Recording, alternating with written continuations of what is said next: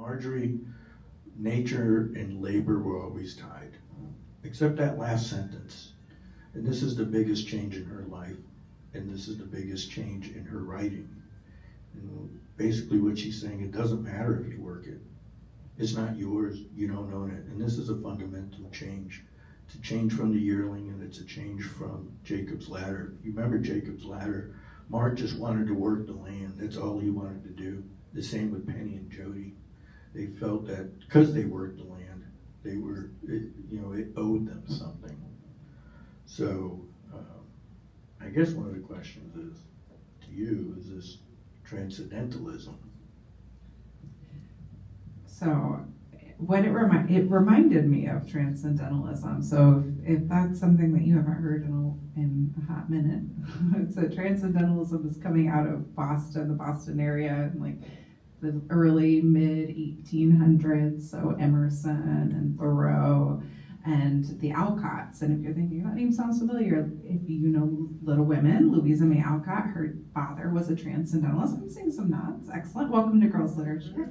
And so her father came up with this idea that reminded me a little bit of Marjorie's life on her farm. So Bronson, it's like, what we're all going to do? We're all going to move to a farm, and we're going to have a commune there. And what I'm going to do on this farm called Fruitlands is I'm going to think big thoughts with the other people living here.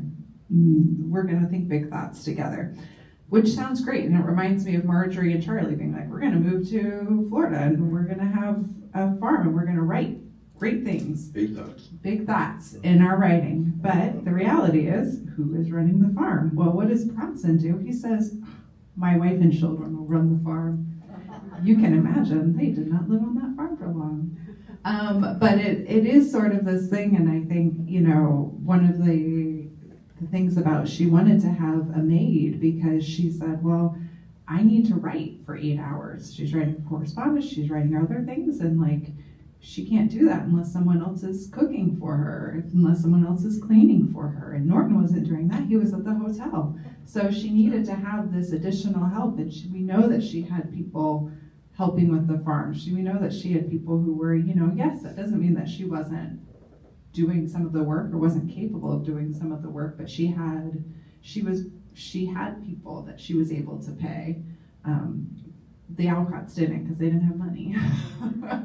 But they, so there is this sense of she's living in harmony with nature, in part because she's able to have people help her live in harmony with nature.